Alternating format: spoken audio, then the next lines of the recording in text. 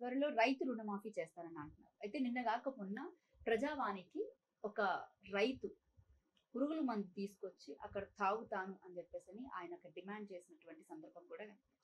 దీని గురించి మీరేం చెప్తారు అసలు? అంటే రుణమాఫీ చేస్తామని చెప్తున్నారు, ఓ పక్క నుంచి కరెంటు కూడా సరిగ్గా ఉండట్లేదు అని రైతులు ఆవేదన వ్యక్తం చేస్తారు కదా.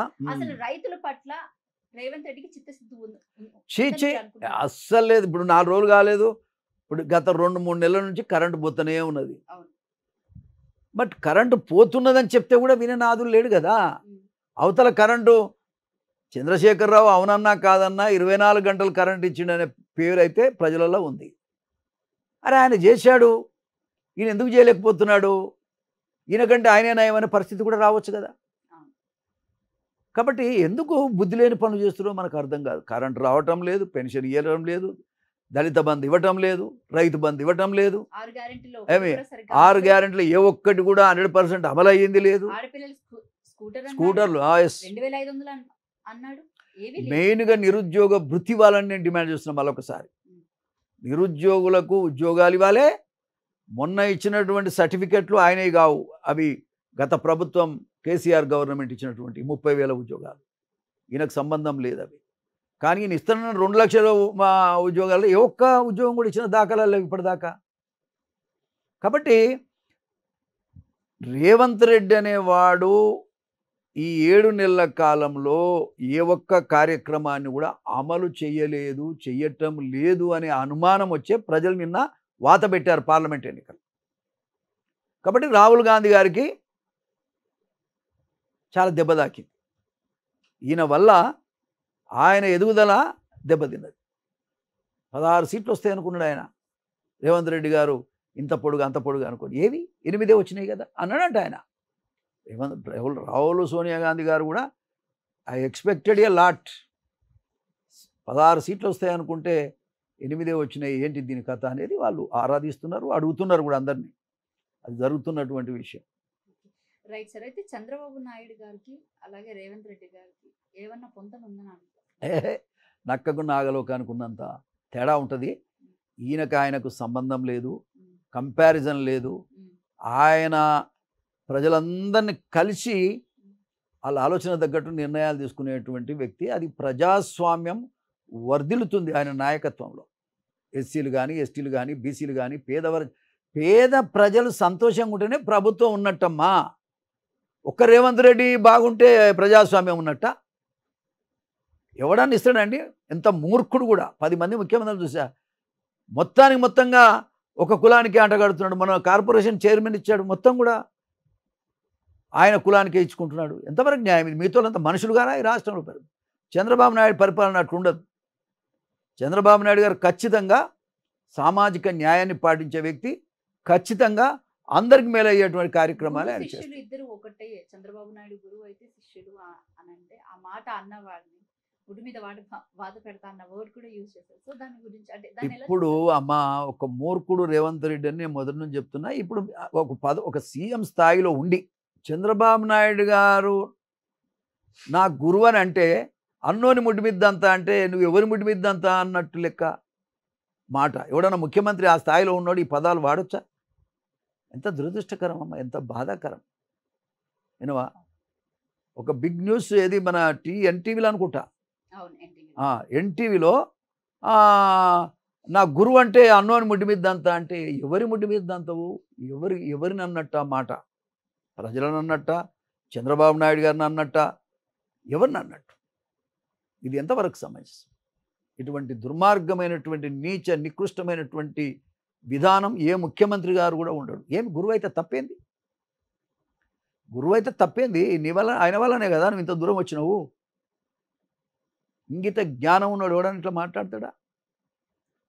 దాన్ని అవును నా గురువే, కానీ వాళ్ళ బాధ్యతలలో ఉన్నాం, ఎవరి బాధ్యత వాళ్ళకు ఉంది అనే మాట చెప్పొచ్చు కదా. ఎట్లయితాడు సమకాలకుడు? ఆయన 74 ఏళ్ళు ఉండు, ఈయన 50 ఏళ్ళు ఉండో మరి లేడో. ఈయనవా ఎట్లా సమకాలికుడు అవుతాడు? రెండోది, ఆయనతో కలిసి ఏమన్నా పనిచేసిండా? మంత్రులుగా పనిచేసిండా? లేకపోతే దేనికి పనిచేసిండు ఈయన? ఆఫ్టర్ ఆల్ ఆయన టికెట్ ఇస్తే ఎమ్మెల్యే గెలిచినవాడు నువ్వు, అంతే తప్ప నువ్వెట్లా సమకాలికుడు అవుతావు? ఆ పదం వాడటానికి కనీసం బుద్ధి ఉండాలి ఆయనకి.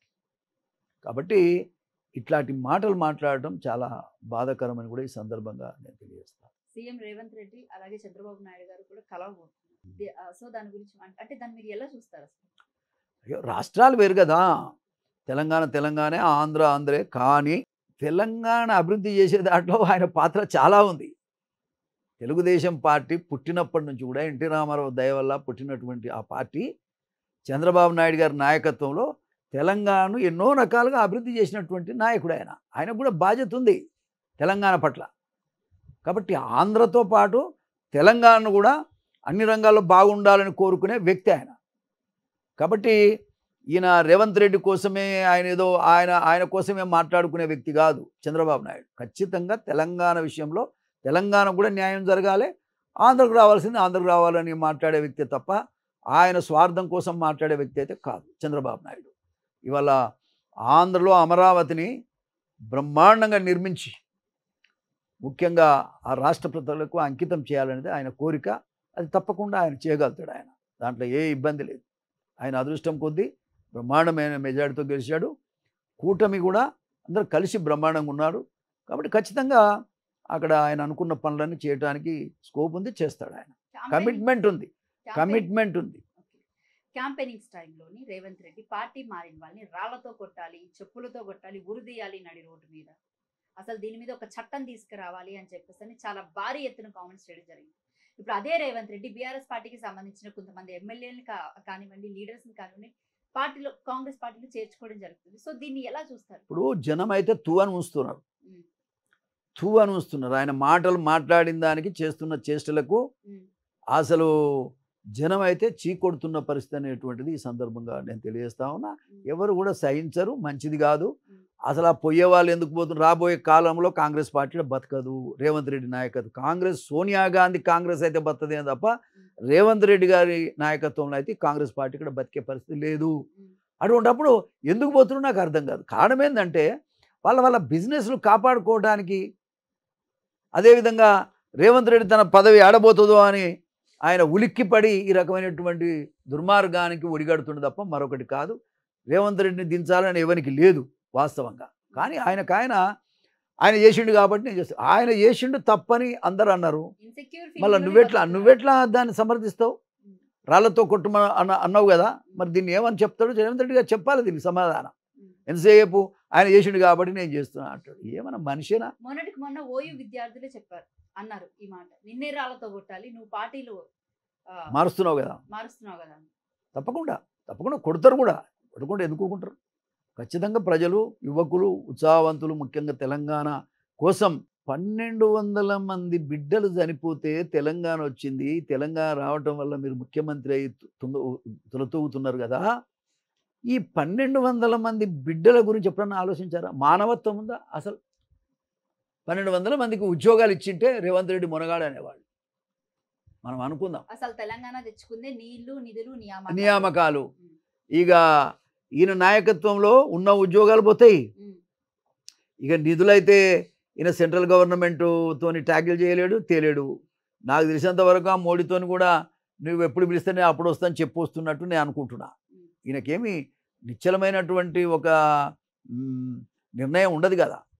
ఖచ్చితంగా ఆయన సొంతం కోసమే మాట్లాడుకుంటాడు తప్ప తెలంగాణ అభివృద్ధి కోసం అయితే ఆయన మాట్లాడడం అనేది నాకున్నటువంటి అభిప్రాయం.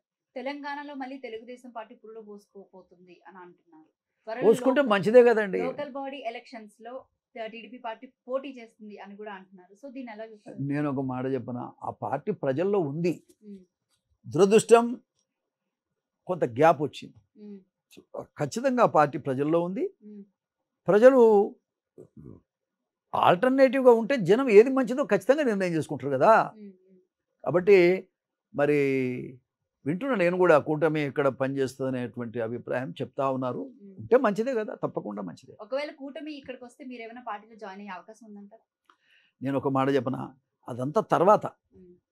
మొదట వాళ్ళు నిర్ణయానికి రాదు. నిర్ణయానికి వచ్చి పార్టీ అధిష్టానం ఏం ఆలోచిస్తుందో మనకు తెలవాలి కదా. మనకేం తెలియక ముందు మనం ఎందుకు కామెంట్ చేయాలి దాని గురించి? కానీ ఉంటే మంచిది.